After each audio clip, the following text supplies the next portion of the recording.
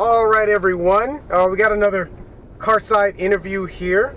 I am here with Pastor Ben. He is our children's ministry pastor up here at Hamilton Mill, and he's just joining us for a short little side-by-side interview.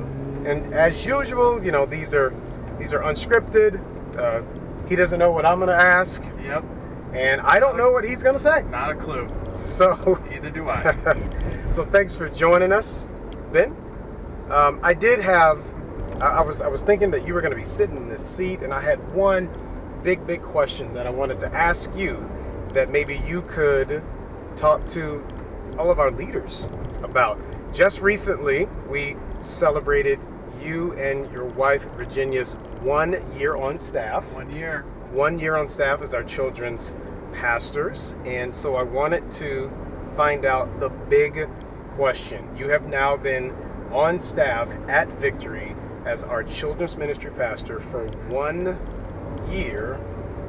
What is the one big thing that you have learned after being a pastor on staff for 1 year? Wow. What's been the one takeaway? One takeaway That you've gotten this year? Wow. One takeaway that I've got.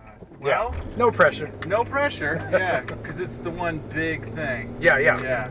There's not really one big thing. There's a lot of little things. Not that I'm going to be able to give you all of those things right on the spot, because my head is spinning right now. No, trying to think of all the different things that we've kind of had to manage and get through to get to a good place. Because in the first 6 months, it was real challenging, because we were trying to wear a lot of different hats at the same time, and where we were trying to carry the ministry ourselves before, you know, different staff, key staff people were put in place. So that was a tremendous challenge getting through that. You know, we had to, you know, talk each other. My wife and I had to talk each other off of that cliff. Of, did we just really sign up for this? You know, what is going on?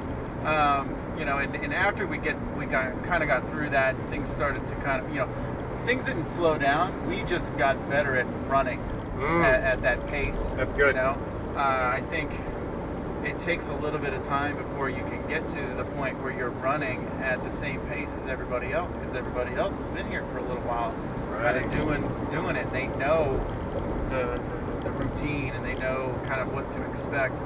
They know who to ask for things, you know. And you know, one of the big things I was thinking about this the other day was actually, you know, and it's ironic that we're sitting here with you, and how, you know, we would have not gotten through that first year without you, because we leaned on you for a lot of things. We were able to come to you with questions and different things, and there were things that you did not release to us immediately, because our plate was already full trying to get acclimated and up to speed. So that was a tremendous help.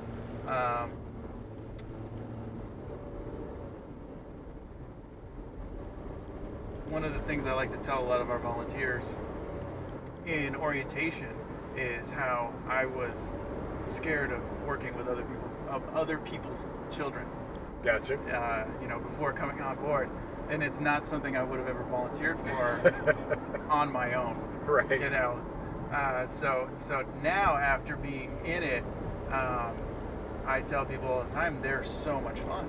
Well, you know, and it's such an amazing opportunity that anybody would have to be able to pour into their lives.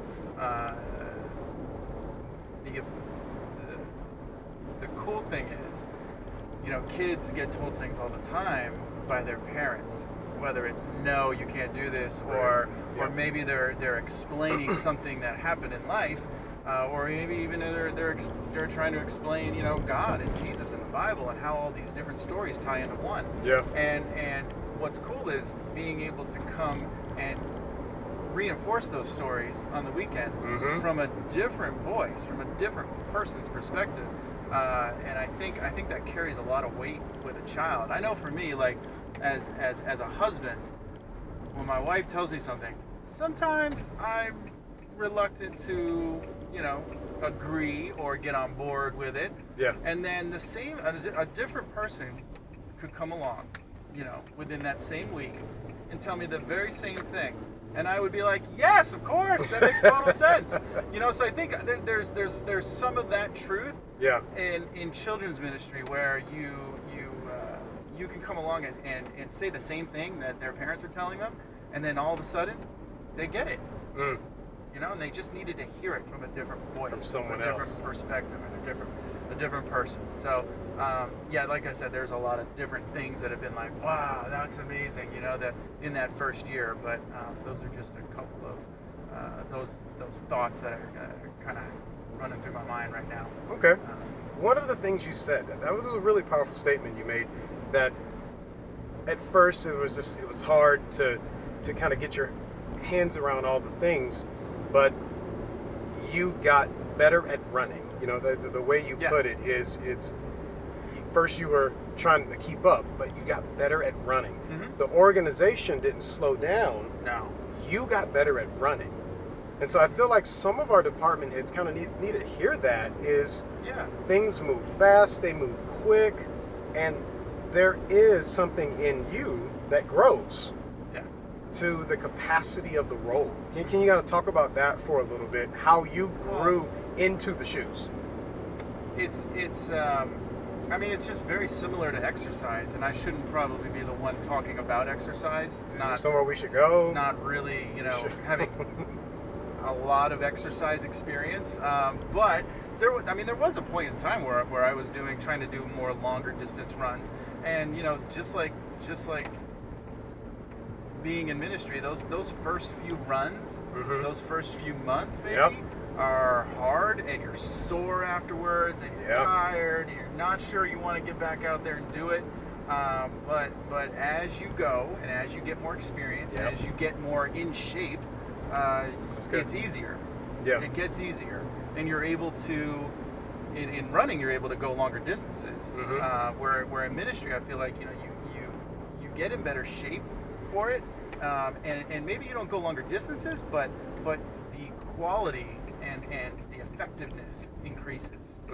So that's kind of how I would explain that. You know, there were definitely points in time last year where my wife and I would get home, and the conversation would be around, I'm not sure if we made the right decision. You know, I'm not sure is this really where God wants us to be? I don't know. This is hard. Right. This is hard. It's not just kids. There are, you know, 200 some odd volunteers that, you know, we're also having to deal with too. And so it's a tremendous challenge. You know, some people have done this before us and made it look really easy. And so that's also part of the thing, you know, when you're coming behind someone or coming after somebody that's you know, blazed a trail for you. You don't realize how excellent that they were doing this at. So, you know, there's a lot of that too that you have to deal with as well. But I hope that answers. It does. I love the idea that you started leading something that you initially said it wasn't even your strong suit, but through faithfulness you were able to grow into it. So God does a lot through faithfulness. I can assure you that. Well, I appreciate it. Thank you, Pastor Ben. Thank you for talking with me. Thank you for talking with the leaders. Sure, no problem. And guys, again, I say this every time, but just so you know, these are always unscripted. We just let Jesus talk. So hopefully something that Pastor Ben has said, hopefully something the Holy Spirit has said through him allows you to lead like Jesus. Thanks, everyone, and we'll see you next time. Thanks, Ben. Thank you.